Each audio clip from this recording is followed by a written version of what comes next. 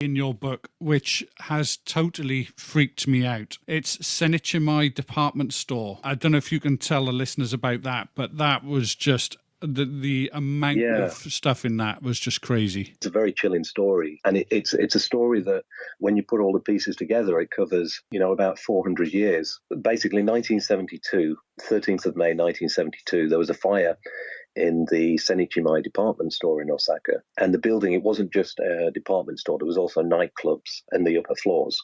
And there was one particular club in the building which was very popular. It was called the Playtown Cabaret Club. And at the time when the fire started at 10:30 at night, it was packed. Now, it's thought that the fire may have started from a dropped match or a cigarette that wasn't put out properly. There was some construction work going on in the building. There was lots of materials, sort of chemicals and paints and materials that were left. And it's thought that maybe a cigarette or a match had been dropped into some of the materials, and that started the fire. But basically, the nightclub was packed. People were trapped inside. They started to panic. So obviously there was a rush to get out. People were crushed.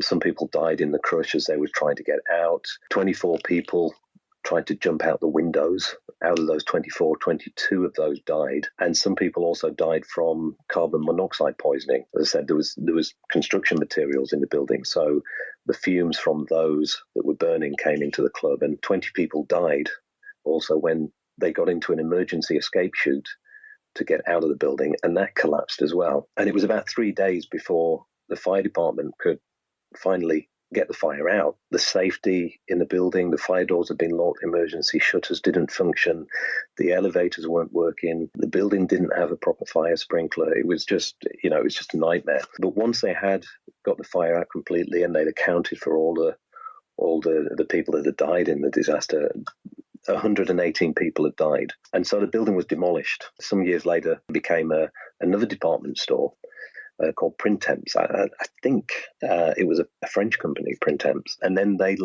some years later, became Bic Camera, which is a Japanese electronics store. And it's still that today. But after the Printemps department store opened, that's when sort of ghostly stories started to come up. A lot of staff, they wore prayer beads as they started to have experiences in the building. There was one story that there was a late night sale in Japanese department stores. If you buy something for a present for somebody, they'll always ask you, do you want it wrapped? And you take it to a counter and they give you a number and you wait for your turn while they wrap it for you. So there was this corner on one floor where they was doing gift wrapping, and a woman's voice was heard shouting, "Fire, fire." And it was at the same time as the fire happened back in 1972, but this was years later. It was almost as if one of the, if there was ghosts in the building of people who had perished, maybe it was replaying that encounter. Yeah. And it was reported that downstairs in the basement, there was an area where staff could go to smoke. And the people that went down there to smoke, they always claimed that they felt sort of a heavy feeling pushing on them, on their shoulders. And some people started to think, well, maybe this is the unhappy feelings of the spirits of the people that died, because it may well have been a smoking accident that caught it. And now there's people in the building downstairs smoking. Some people in the neighborhood around the building claim to have heard like thudding noises in the night, which they claimed it sounds like people hitting the ground. But obviously there's nobody there when it's checked. So again, could that be replaying the events of the people that did jump out the building and died out in the street? One of the most chilling parts of it is that in the elevator, when it was reopened years later as another department store, the elevator staff started claiming to hear the strange sounds mixed in with the music in the elevator as they were going up and down. So the company contacted the company that provided the music for the elevator, and they collected the tapes and took them back to the studio, and they couldn't hear anything. So they took them back to the elevator. Now, when they played them in the elevator, they could hear these strange sounds, which when they checked a bit more, it was a distinct crying of women. So they made new tapes, gave the new tapes to the department store. They put them in, and the same sound was coming up again.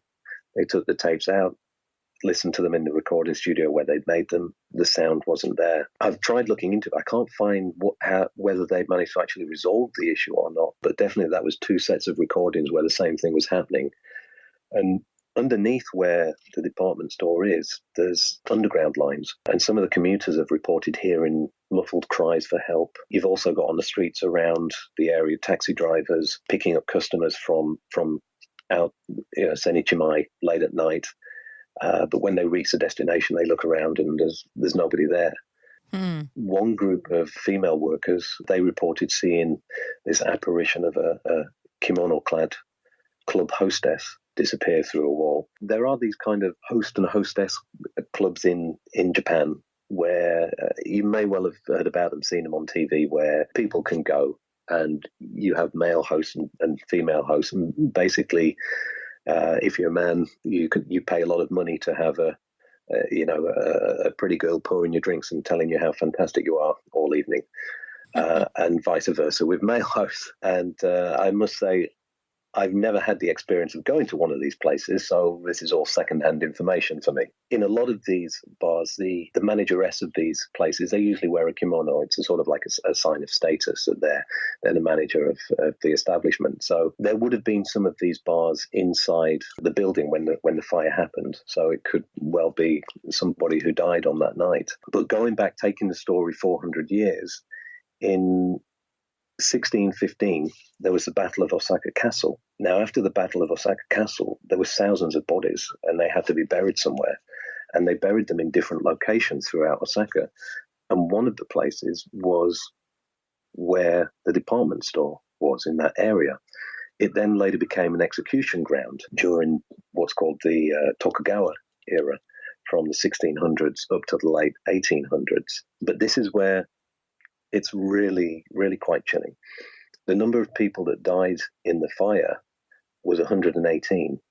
The number of people that were executed between the 1600s and the late 1800s was 118. Wow. When I read that at the end, I literally got a chill, because there's just so many questions. Yes, okay,